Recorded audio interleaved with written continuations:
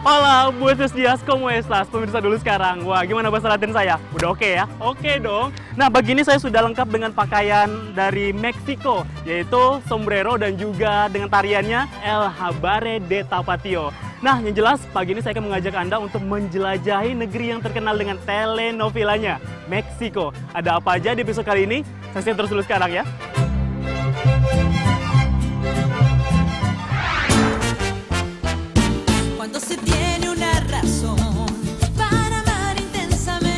¿Cómo se está desenvolviendo Fernando José en el bufete?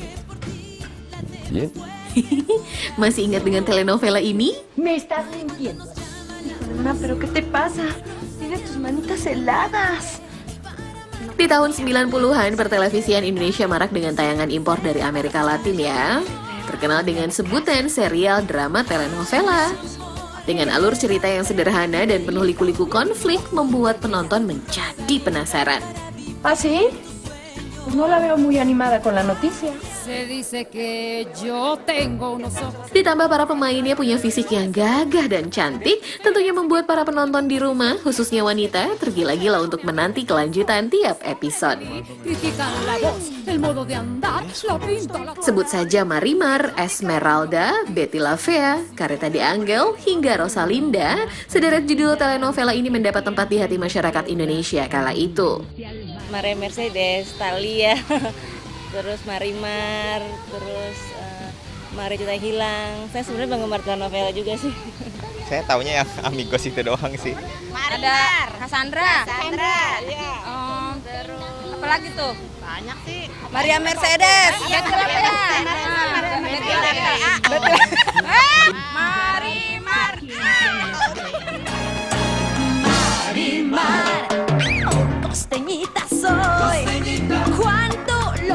Ya, jika menyebut telenovela Rosalinda, tentu langsung teringat dengan sosok wanita berparas cantik. Ya, dialah Thalia. Sederet judul telenovela yang ia mainkan sukses, mulai dari Marimar hingga Rosalinda. Alur cerita yang diperankan gak jauh-jauh tentang seorang gadis yang merasa tidak sederajat jika mencintai pria tampan dan kaya. Seperti kisah Rosalinda ini, gadis penjual bunga ini jatuh cinta kepada seorang pria tampan dan kaya raya. Selalu ada korban atau tokoh yang tertindas. Pokoknya yang nonton akan terkuras deh emosinya.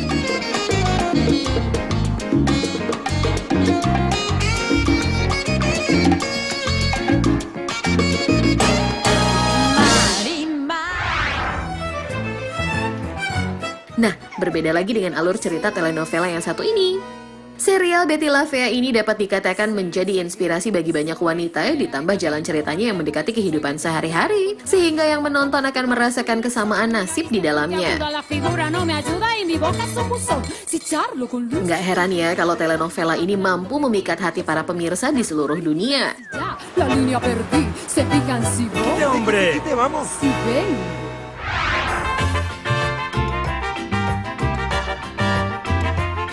Meksiko selain maju dalam urusan telenovela kala itu, negara ini sejak lama terkenal dengan kemajuan peradaban dari suku aslinya yaitu Amerindia, Maya, dan Aztec. Hampir 3.000 tahun, suku-suku ini maju dalam hal peradaban, salah satunya suku Maya yang terkenal dengan kehebatan ilmu astronominya. Peninggalan mereka dapat ditemui di wilayah selatan Meksiko, tepatnya di Guatemala. Banyak piramid, kuil, buku-buku, dan bangunan kuno lainnya yang dibangun oleh suku ini.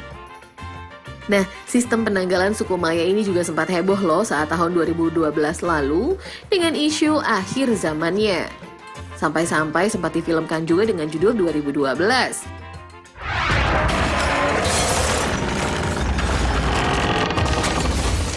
Film ini mengisahkan bagaimana kejadian tahun 2012 yang merupakan titik akhir dari masa bumi berputar atau akhir zaman.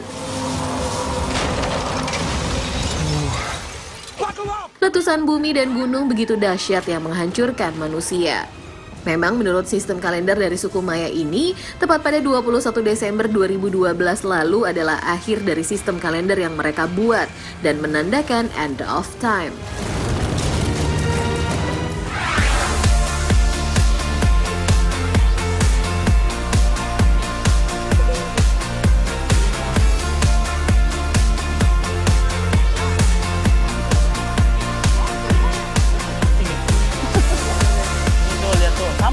Lucu banget ya, tuh lihat tingkah mereka. Saya gemes banget nih pemirsa. Nah ini dia anjing Chihuahua. Anjing jenis ini merupakan anjing terkecil dan tertua di dunia. Dan sudah ditemukan sejak 3.000 tahun yang lalu di Meksiko. Bahkan di Meksiko sendiri ada nama daerahnya yaitu Chihuahua. Kita main lagi ya.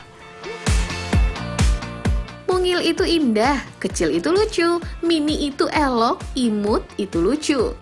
Entah apa lagi ya pujian untuk anjing Chihuahua yang satu ini. Namanya juga unik, seperti suara bocah lagi nangis ya. Pokoknya gemes banget deh.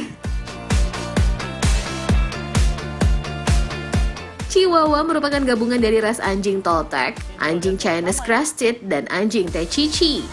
Anjing mungil ini telah ada sejak peradaban suku Aztec dan Maya. Kedua suku ini menjadikan Chihuahua sebagai binatang persembahan.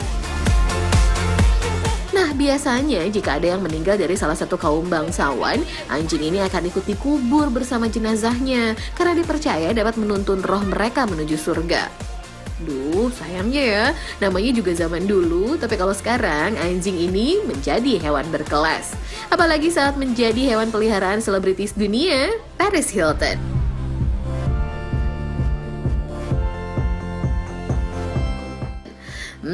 Semakin berkelas tentunya. Dan uniknya lagi, Paris memanjakan anjing terkecil di dunia ini dengan busana tersendiri dari perancang dunia. Wih. Memang iklim di Indonesia sangat cocok untuk anjing jenis ini. Tidak terlalu panas dan tidak terlalu dingin.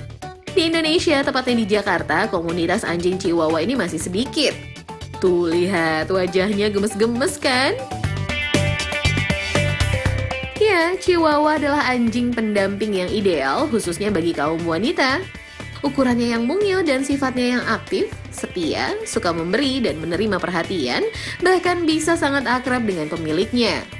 Dengan kesabaran, pelatihan anjing Chihuahua yang tepat dapat membuatnya patuh dan bisa akur dengan hewan peliharaan lain. Tuh lihat, langsung akrab kan? Chihuahua jauh lebih dekat sama majikannya ya gitu. Jadi kalau misalnya dia dekat sama satu orang, terus agak susah sih kalau setahu saya. Jadi agak susah buat kenal sama yang lain gitu. Dekatnya butuh waktu gitu. Soalnya kan emang tipikalnya emang waspada gitu kalau sama orang baru. Pakannya bagus, terus tempatnya bersih, udah pasti beres gitu. Tapi kalau untuk yang kayak long hair, kan ada Chihuahua smooth coat dan long hair gitu. Mungkin lebih ke mereka butuh vitamin bulu segala macam. Cari perhatian kali ya. Selalu Karena mau mungkin masih diperhatiin kecil ya? karena masih kecil mungkin, terus berisik, rame, excited for everything. Semua dianggap wah baru gitu. Jadi tiap kali kalau kita kasih mainan baru langsung loncat langsung dimainin gitu kayak gitu.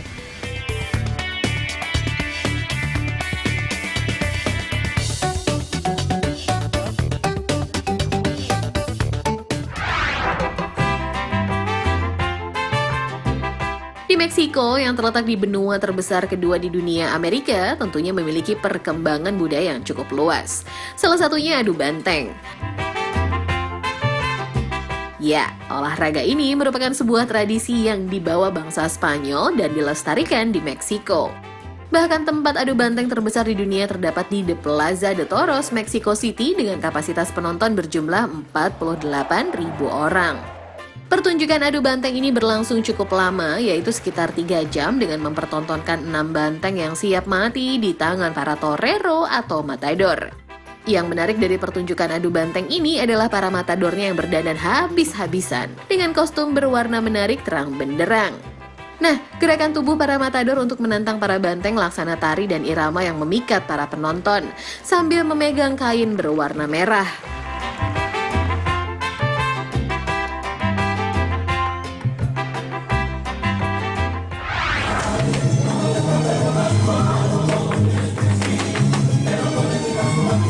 Selain adu banteng, ada juga tarian dari Meksiko yang terkenal adalah Mexican Head Dance atau tari topi Meksiko.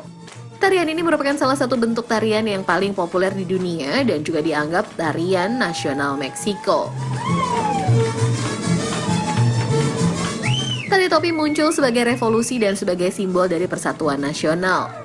Hal ini telah menjadi sesuatu yang penting dalam hati dan pikiran orang-orang Meksiko, baik di dalam maupun di luar Meksiko, sebagai ikon pemersatu yang membawa tradisi mereka ke dunia. Memang benar-benar pemersatu pemirsa. Buktinya tarian ini ada loh di Indonesia.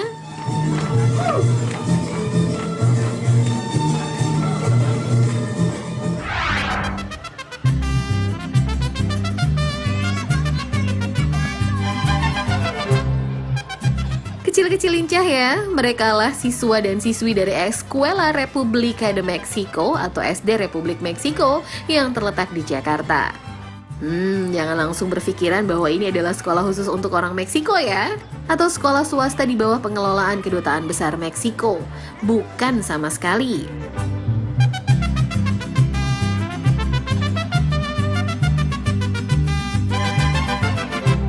Dulu sekolah ini didirikan sebagai bentuk kerjasama dalam bidang pendidikan dan bertujuan untuk menjalin kerjasama antara bangsa Indonesia dan Meksiko oleh Presiden Soekarno dan Presiden Meksiko saat itu Mateos Lopez tahun 1962. Sejarahnya saat Presiden Lopez, Presiden Meksiko berkunjung ke Indonesia, bertemu dengan Presiden Soekarno, itu meresmikan sekolah yang ada di Indonesia dan dinamai dengan nama Meksiko, Escuela República de Mexico di sini. Nah sebaliknya Pak Presiden Insinyur Soekarno kunjungan ke Meksiko, dia juga meresmikan di sana di negara Meksiko ada namanya Sekolah Republik Indonesia. Meskipun namanya Escuela Meksiko, namun kurikulum yang ada di sekolah ini mengikuti kurikulum nasional ya. Artinya mata pelajaran berkaitan tentang Meksiko sama sekali tidak ada, hanya ekstrakurikulernya saja yang ada berupa tari-tarian Meksiko. Ya, kegiatan tambahan sekolah ini mendapat dukungan penuh dari Kedutaan Besar Republik Meksiko di Jakarta.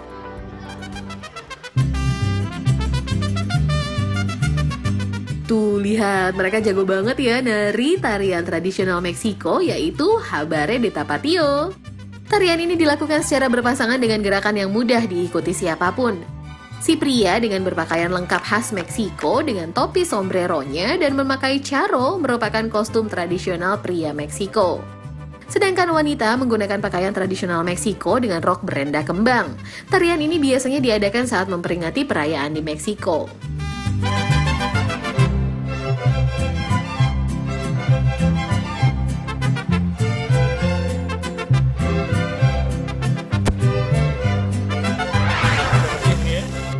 Nah, mengenal Meksiko tentunya harus juga mengenal kulinernya ya. Apa saja? Setelah yang satu ini ya.